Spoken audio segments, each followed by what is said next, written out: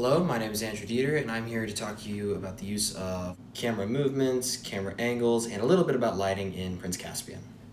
As a footnote on the lighting, this scene is very dark.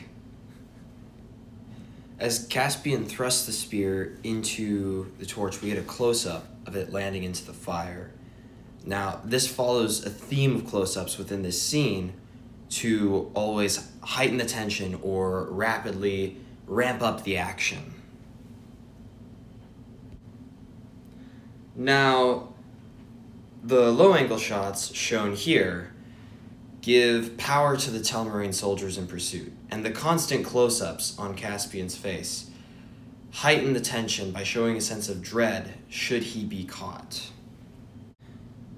The wide shots in this scene show the vastness of the chase, making it a journey that our characters have to go on. Oftentimes we see tracking shots from behind the soldiers or tracking shots following Caspian. Now, these serve two different purposes within the scene. This is one of the few moments where we see any of the soldiers' faces. This is what those tracking shots were for. We follow them from behind in pursuit. The camera's covering of their faces adds to the darkness in that we don't know who they are. They are a uniform force with a uniform purpose, and this is what the tracking is for, right? We're tracking them in pursuit, this being their sole objective. We follow Caspian from the side, and we follow the soldiers from behind. We get to see Caspian's face because we're supposed to empathize with his cause, and showing us that, the camera gives us more empathy for the character.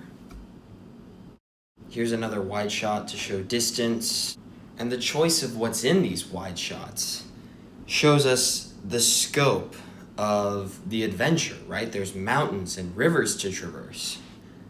Now, in the river, close-ups are used to, again, heighten tension and show action, whether this be on Caspian's horse, frantically trying to plow through the water, his jostling about to try and get it to go faster, turning back to look at his pursuers, their horses trying to plow through the water here, or even on, that guy, who's dead now.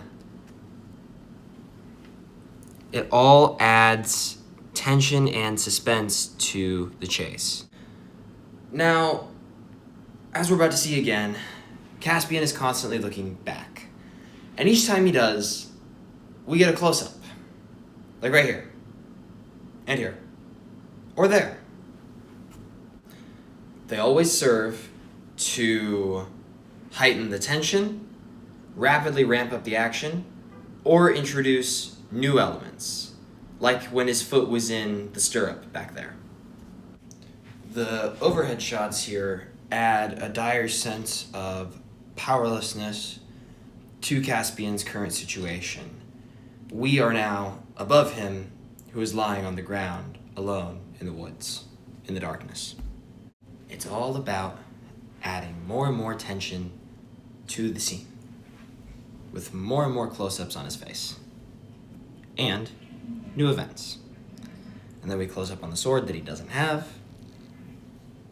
We close up on the dwarf's face, on the horn, right? We're always using close-ups to add new elements, which add suspense and further promulgate the action. As we're about to see right here with this final bit of action,